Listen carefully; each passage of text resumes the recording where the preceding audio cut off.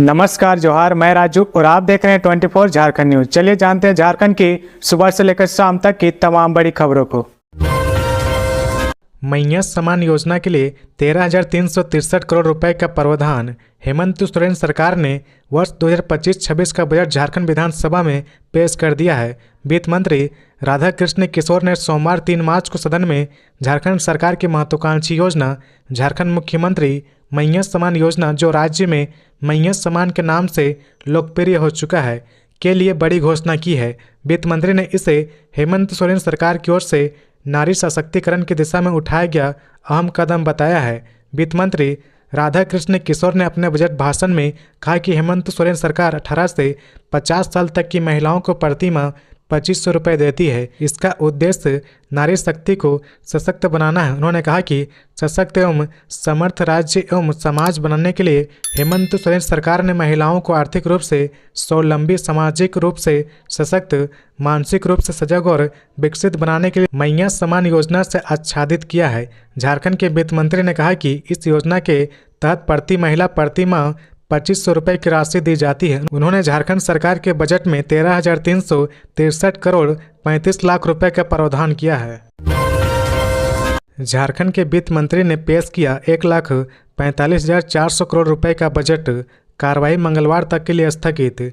झारखंड विधानसभा का बजट सत्र चल रहा है। यह हेमंत सोरेन के दूसरे कार्यकाल का पहला बजट है। वित्त मंत्री राधाकृष्ण किशोर ने सदन के पटल पर वित्तीय वर्ष 2025-26 के लिए 1,45,400 करोड़ रुपए का बजट रखा है। वित्त मंत्री ने इस बजट को 3 भागों में बांटा गया है। सोशल सेक्टर को सबसे अधिक 62,840.45 करोड़ रुपए दिए गए हैं।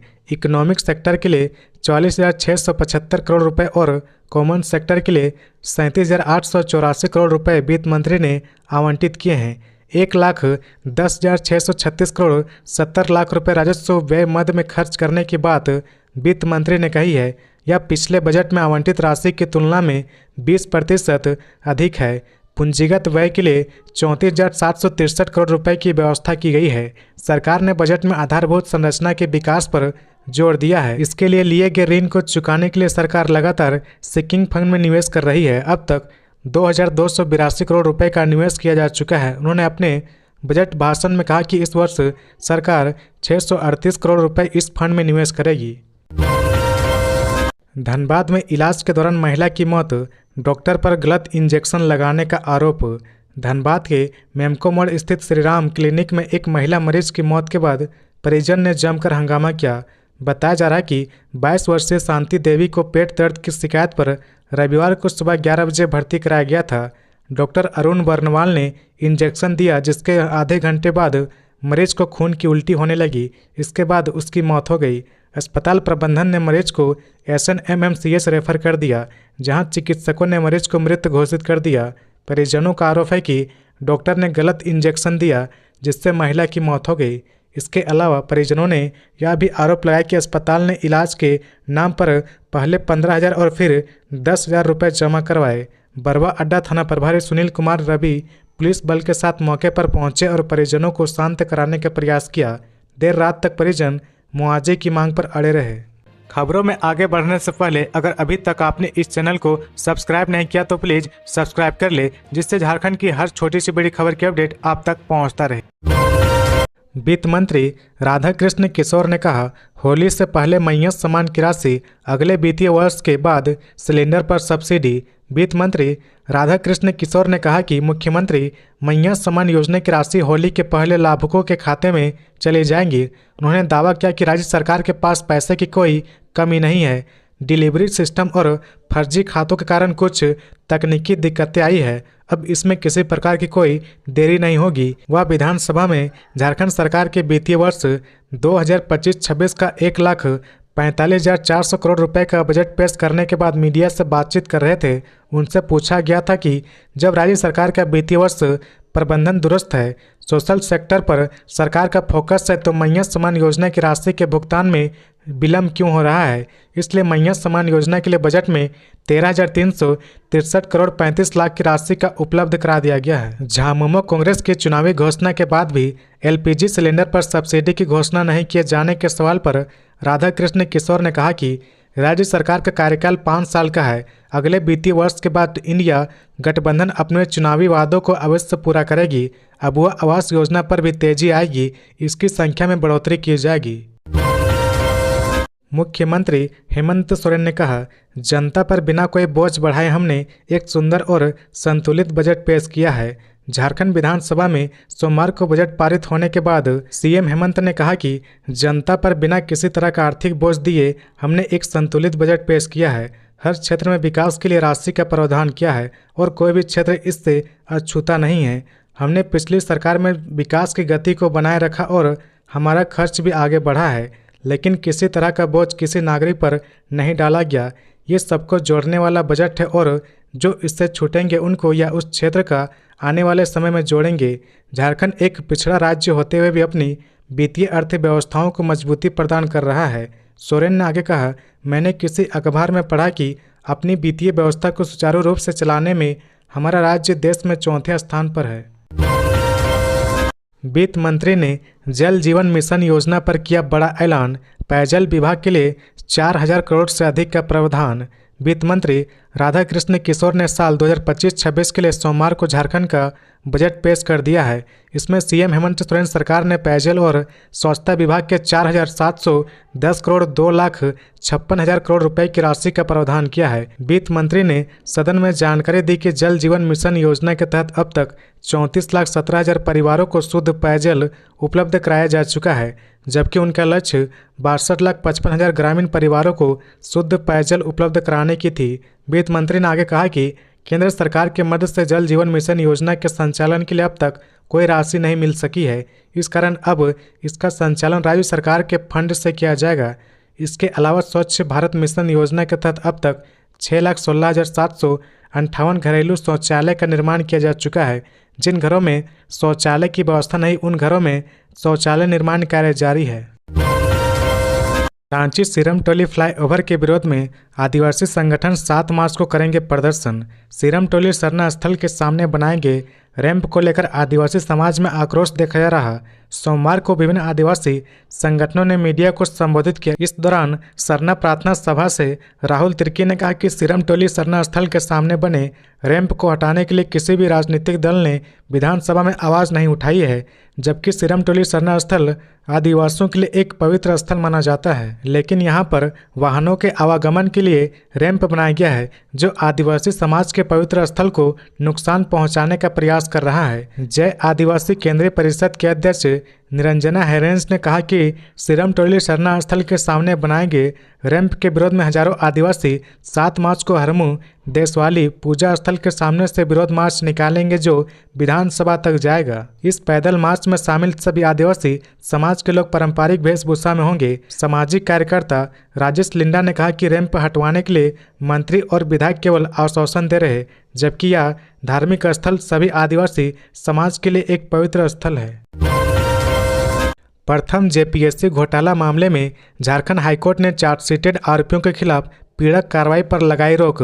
अगली सुनवाई 16 अप्रैल को। झारखंड हाईकोर्ट ने प्रथम जेपीएससी घोटाला मामले में करीब 15 चार्जशीट आरोपियों की ओर रांची की सीबीआई कोर्ट द्वारा जारी समन आदेश को चुनौती देने वाली याचिका की सुनवाई की। कोर्ट ने आरोपियों के खिलाफ पीड़क कार्रवाई पर अगली आदेश तक के लिए रोक लगा दी है। इस मामले की अगली सुनवाई 16 अप्रैल को होगी। प्रार्थियों कोर्ट से अधिवक्ता LCN सहदेव ने पैरवी की। सौरभ प्रसाद एवं अन्य ने सीबीआई कोर्ट के 16 जनवरी 2025 के आदेश को हाईकोर्ट में चुनौती दी है। बता दें कि प्रथम जेपीएससी घोटाला मामले में 21 चार्जशीटेड आरोपियों के खिलाफ सीबीआई ने नॉन अवेलेबल वारंट जारी करने का आग्रह कोर्ट से किया था। सीबीआई की विशेष अदालत से समन जारी होने के बाद अगर कोई चार्जशीटेड आरोपी खुद या अधिवक्ता के माध्यम से कोर्ट में उपस्थित नहीं होते हैं तो सीबीआई ने उनके खिलाफ वारंट जारी करने का अनुरोध किया था। रांची, खूंटी समेत 7 जिलों में खुलेंगे मेडिकल कॉलेज। स्वास्थ्य सेवा पर 7,470 करोड़ रुपए खर्च करेगी सरकार। नई सरकार के गठन के बाद राज्य का झारखंड का पहला बजट सोमवार को पेश किया गया। वित्त वर्ष 2025-26 के लिए सरकार ने स्वास्थ्य, चिकित्सक, शिक्षा और परिवार कल्याण के लिए कुल 7,407 करोड़ 50 लाख 86,000 रुपये पारित किया है। इस दौरान सरकार की तरफ से स्वास्थ्य और मेडिकल के क्षेत्र में कई बड़ी योजनाएं की भी घोषणा की गई है, जो कि सरकार की घोषणा पत्र में भी शामिल थे। यह बजट विधानसभा में वित्त मंत्री राधाकृष्ण किशोर ने पेश की। बजट में बताया गया कि सरकार राज्यवासियों के लिए सस्ती और गुणवत्तापूर्ण स्वास्थ्य सेवा उपलब्ध कराने के लिए लगातार कोशिश कर रही है। इसके लिए सरकार ने 3 श्रेणी प्राथमिक, माध्यमिक और तृतीयक स्वास्थ्य सुविधा उपलब्ध कराने की दिशा में कई महत्वपूर्ण कदम उठा रही है। विष्णुगढ़ सीओ पर कार्रवाई की मांग, सदन के बाहर धरने पर बैठे आजसू विधायक। झारखंड विधानसभा के बजट सत्र के दौरान आज भी कार्रवाई शुरू होने से पहले मांडू के आजसू विधायक तिवारी महतो सदन के बाहर तख्ती बैनर लेकर धरने पर बैठ गए। हजारीबाग के विष्णुगढ़ के अंचल अधिकारी को बर्खास्त करने की मांग की। विधायक ने कहा कि 2 पीड़ित महिलाओं द्वारा विष्णुगढ़ सीओ पर गंभीर आरोप लगाने के बावजूद वह अभी तक अपने पद पर बने हुए हैं। धरना दे रहे आजसू विधायक ने कहा कि इससे पहले भी वह चतरा जिला में सीओ थे, तब भी वह म्यूटेशन के नाम पर भारी रकम वसूलते थे, जिसका वीडियो भी वायरल है। इसके बावजूद उन पर कोई कार्रवाई नहीं हुई है। आजसू विधायक तिवारी महतो ने कहा कि बजट सत्र के दौरान उन्होंने प्रश्नकाल के माध्यम से वर्तमान विष्णुगढ़ अंचल अधिकारी के खिलाफ लगे आरोपों पर कार्रवाई का सवाल प्रश्नकाल में उठाया, लेकिन सरकार की ओर से संतोषजनक जवाब नहीं दिया गया। आजसू विधायक तिवारी महतो ने झारखंड के मंत्री ने निशिकांत दुबे को कैलिफोर्निया का सांसद बनने की दी सलाह। रामजन को लेकर झारखंड सरकार द्वारा विशेष प्रावधान किए जाने पर सियासत तेज हो गई है। बीजेपी सांसद निशिकांत दुबे द्वारा सोशल मीडिया के जरिए झारखंड को इस्लामिक राज्य घोषित करने संबंधी दिए गए बयान पर आपत्ति जताते हुए मंत्री इरफान अंसारी ने कहा कि निशिकांत दुबे विद्यमान आदमी हैं, उन्हें भारत नहीं बल्कि कैलिफोर्निया का सांसद बनना चाहिए। विधानसभा परिसर में मीडिया कर्मियों से बातचीत करते हुए डॉक्टर इरफान अंसारी ने कहा कि रामजन एक पवित्र महीना है और इसके ऊपर इस तरह की बातें करना उचित नहीं है। जिस तरह से छठ महापर्व एक पवित्र पर्व है, इसी तरह से रमजान भी है। उन्होंने कहा कि निशिकांत दुबे का हर मुद्दे पर ट्वीट आता रहता है, जिससे हम गंभीरता से नहीं लेते हैं, लेकिन जिस तरह से संवेदनशील मुद्दों पर उनका ट्वीट आया है वह किसी भी तरह से उचित नहीं है। प्रारंभिक, माध्यमिक और उच्च शिक्षा पर 17,607 करोड़ रुपए खर्च करेगी सोरेन सरकार। मुख्यमंत्री हेमंत सोरेन के नेतृत्व वाली झारखंड सरकार ने सोमवार को वित्तीय वर्ष 2025-26 के लिए अपना पहला बजट पेश किया है, जिसकी कुल राशि 1,45,400 करोड़ रुपए है। यह पिछले साल के 2024-25 के बजट का 1,28,000 करोड़ रुपए से अधिक है। शिक्षा बजट में वित्त मंत्री राधाकृष्ण किशोर ने वित्तीय वर्ष 2025-26 में प्रारंभिक और माध्यमिक शिक्षा के लिए 15,198 करोड़ 35,30,000 रुपये और उच्च एवं तकनीकी शिक्षा के लिए 2,409 करोड़ 20,96,000 रुपये का बजट प्रस्तावित किया है। वित्त मंत्री राधाकृष्ण किशोर ने राज्य विधानसभा में बजट पेश करते हुए कहा कि यह किसानों, महिलाओं, आदिवासी और वंचितों सहित समाज के विभिन्न वर्गों की आकांक्षाओं को पूरा करेगा। उन्होंने विश्वास जताया कि प्रस्तावित बजट से पूरे राज्य में महत्वपूर्ण विकास होगा। देवघर ट्रैफिक जाम, महिला मौत मामले में डीएसपी का बयान, हादसे को हत्या का रूप देने की कोशिश, सीसीटीवी फुटेज से हुआ खुलासा। देवघर के कुंदा थाना क्षेत्र अंतर्गत हथगढ़ लाल कोठी के पास ट्रैफिक जांच के दौरान महिला की मौत मामले में सीसीआर डीएसपी लक्ष्मण प्रसाद ने प्रेस वार्ता कर जानकारी दी कि महिला की मौत अन्य जगह पर हुई है और इसे दूसरे ट्रैफिक जांच स्थल पर लाकर हंगामा किया गया और इसे हत्या का रूप देने की कोशिश की गई। वहीं इस पूरे मामले पर सीसीटीवी फुटेज जारी की गई है। फुटेज में महिला बाइक से गिरती दिख रही है। सीसीआर डीएसपी लक्ष्मण प्रसाद ने घटना की फुटेज की सघन जांच की तो उन्होंने पाया कि मामला सही पाया गया और इसे हत्या का रूप देने की कोशिश की गई। प्रेस वार्ता में यह भी बताया गया कि चेकिंग स्थल से घटना स्थल की दूरी लगभग 500 मीटर आगे इस प्रकार की घटना नहीं हुई है। यह घटना दूसरी जगह पर दुर्घटनाग्रस्त होने के बाद घटी है, लेकिन मृतक के परिजन स्थानीय लोगों के साथ मिलकर उपद्रवी और मजमा बनाकर लोगों को भ्रमित करने में लगे हैं। डीसीएसपी ऑफिस से महज 400 मीटर की दूरी पर हो रहा था साइबर फ्रॉड, दबोचे गए सातिर। गिरिडीह जिले में साइबर अपराधी मन बड़ू हो गए हैं। यही कारण है कि पुलिसिया कार्रवाई के बावजूद ये अपनी करतूत से बाज नहीं आ रहे। इनकी हिमाकत ऐसी बढ़ी कि सुरक्षित समझे जाने वाले इलाके में भी बैठकर इनके द्वारा फ्रॉड किया जा रहा। ताज़ा मामला गिरिडीह जिला समरालय के समीप का है, गिरिडीह साइबर पुलिस ने मुस्तफिल थाना इलाके के पपरवा टांड में छापा मारा है और यहां से 2 युवक को पकड़ा है। एसपी डॉक्टर बिमल को मिली सूचना पर साइबर डीएसपी आबिद खान के नेतृत्व में हुई इस कार्रवाई में इनकी गिरफ्तारी हुई है। हजारीबाग हिंसक झड़प, एक पक्ष ने 1 महीने पहले ही जताई थी आशंका, डीसी एसपी को भी कराया था अवगत। हजारीबाग के इचाक प्रखंड अंतर्गत डुमरौन गांव में शिवरात्रि के दिन 2 पक्षों के बीच हिंसक झड़प हुई थी। इस दौरान दोनों ओर से जमकर पत्थरबाजी भी की गई थी। इस झड़प में कई लोगों को गंभीर चोटें लगी थी। इसको लेकर एक पक्ष ने 1 महीने पहले ही डीसी एसपी को पत्र लिखकर घटना होने की आशंका जताई थी। उन्होंने कहा था कि लोग गांव के माहौल को एक सांप्रदायिक माहौल देना चाहते हैं और दंगा फसाद करना चाहते हैं। उन्होंने डीसी एसपी से अनुरोध किया था कि बातों को ध्यान में रखते हुए कानूनी कार्रवाई करने की कृपा करें ताकि गांव में अमन चैन बनी रहे। दरअसल पूरा मामला यह है कि हजारीबाग जिले के इचाक में साउंड सिस्टम लगाने को लेकर 2 पक्षों में बहस हो गई थी। बाद में यही बहस मारपीट और पथराव में तब्दील हो गई। इस दौरान जिसके हाथ में जो आया लोग उसी से एक दूसरे पर हमला करने लगे। घटना की सूचना मिलने के बाद पुलिस मौके पर पहुंची और स्थिति को नियंत्रण किया। हालांकि तब तक विवाद इतना बढ़ चुका था कि दोनों पक्षों ने कई बाइक को आग के हवाले कर दिया था। आमदनी बढ़ाने के लिए पेट्रोल पंप खोलेगी झारखंड पुलिस, डीजीपी अनुराग गुप्ता ने तैयार किया यह प्लान। झारखंड पुलिस के पास बड़ी मात्रा में जमीन उपलब्ध है जिसका उपयोग व्यावसायिक उद्देश्यों के लिए किया जा सकता है। खासकर पेट्रोल पंप जैसी सुविधाओं के लिए बड़ी जमीन की आवश्यकता होती है और इसी को ध्यान में रखते हुए झारखंड पुलिस ने अपनी जमीन को किराए पर देने की योजना बनाई है। डीजीपी अनुराग गुप्ता पुलिस कल्याण की दिशा में कई पहल कर रहे हैं। उनकी योजना के तहत झारखंड पुलिस अपनी जमीन केवल पेट्रोल पंप खोलने के लिए किराए पर देगी। हालांकि पुलिस खुद इन पेट्रोल पंपों का संचालन नहीं करेगी, न ही पुलिसकर्मी इसमें शामिल होंगे। कुछ समय पहले इस बारे में अफवाहें थी कि झारखंड पुलिस खुद पेट्रोल पंप चला सकती है, लेकिन डीजीपी ने इसे स्पष्ट करते हुए कहा कि पुलिस केवल जमीन लीज पर देगी। डीजीपी अनुराग गुप्ता के अनुसार पुलिस के लिए कमाई के 3 मॉडल हो सकते हैं। पुलिस खुद पेट्रोल पंप का संचालन करे, किसी को लीज पर देकर इसका संचालन करवाए, जमीन किराए पर देकर उससे राजस्व अर्जित करे। इस योजना के तहत जिस भी पेट्रोलियम कंपनी को पुलिस की जमीन लीज पर मिलेगी वह पुलिस वाहनों के लिए ईंधन आपूर्ति का खर्च वहन करेगी। इससे पुलिस की वित्तीय स्थिति को भी मजबूती मिलेगी। बदलेगी जमीन की रजिस्ट्रेशन पॉलिसी, पेपरलेस होगी। झारखंड में जमीन जायदाद की रजिस्ट्रेशन पॉलिसी बदलेगी। भू राजस्व एवं निबंधन विभाग ने इस आशय का प्रस्ताव तैयार कर रहा है। प्रस्ताव पर सरकार की स्वीकृति मिलते ही इसे जल्द लागू कर दिए जाने की संभावना है। इसका उद्देश्य जमीन जायदाद के क्रेता और विक्रेता को कतिपय उलझनों से निजात दिलाना है। नई पॉलिसी में जमीन जायदाद की रजिस्ट्री को पूरी तरह पेपरलेस किया जा रहा है। मतलब अब रजिस्ट्री के समय किसी भी व्यक्ति को डीड की हार्ड कॉपी जमा करने की बाध्यता नहीं रहेगी। कोई भी क्रेता जमीन की रजिस्ट्री कराने के लिए पूरी तरह ऑनलाइन प्रक्रिया का पालन करेगा। निबंधन की वर्तमान प्रक्रिया के तहत किसी भी व्यक्ति को प्री रजिस्ट्रेशन कराने के बाद रजिस्ट्री के समय डीड की हार्ड कॉपी जमा करनी पड़ती है।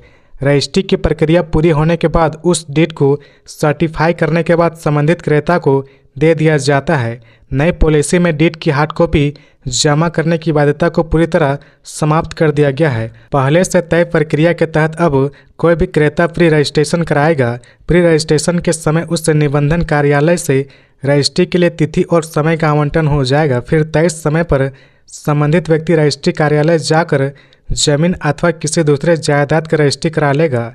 उसे ऑनलाइन ही डीड की कॉपी भी उपलब्ध करा दी जाएगी। बाबूलाल मरांडी ने कहा, सरकार की योजनाएं पूरी तरह असफल। 60 लाख क्विंटल धान खरीदी का केवल 28.39% ही पूरा। बीजेपी प्रदेश अध्यक्ष बाबूलाल मरांडी ने राज्य में धान खरीद की वर्तमान स्थिति पर चिंता व्यक्त की है। उन्होंने अपने सोशल मीडिया हैंडल एक्स पर कहा कि सरकार ने 60 लाख क्विंटल धान खरीदने का लक्ष्य निर्धारित किया था, उसमें से अब तक केवल 28.39% ही धान की खरीद कर पाई है। क्रय केंद्रों पर गंभीर लापरवाही और कुप्रबंधन व्याप्त है। उन्होंने कहा कि अधिकांश जिलों में धान की खरीद प्रक्रिया बेहद धीमी है, जिसके कारण किसान अपनी उपज मजबूरी में निजी व्यापारियों और बिचौलियों को कम दामों पर बेचने के लिए विवश हो रहे हैं, जिससे उनकी आर्थिक स्थिति और बदतर होती जा रही है। कहा कि हेमंत सरकार की योजनाएं केवल कागजों तक सीमित है। किसानों की आय बढ़ाने के उद्देश्य से बनाई गई योजनाएं जमीनी स्तर पर पूरी तरह असफल साबित हो रही है। सरकार अपने निर्धारित लक्ष्य के अनुरूप किसानों का धान खरीदकर अतिशीघ्र उनका भुगतान सुनिश्चित करे। तो ये बाबूलाल मरांडी ने कहा, सरकार की योजनाएं पूरी तरह असफल। 60 लाख क्विंटल धान खरीदने का केवल 28.39% ही पूरा। बीजेपी प्रदेश अध्यक्ष बाबूलाल मरांडी ने राज्य में धान खरीद की वर्तमान स्थिति पर चिंता व्यक्त की है। उन्होंने अपने सोशल मीडिया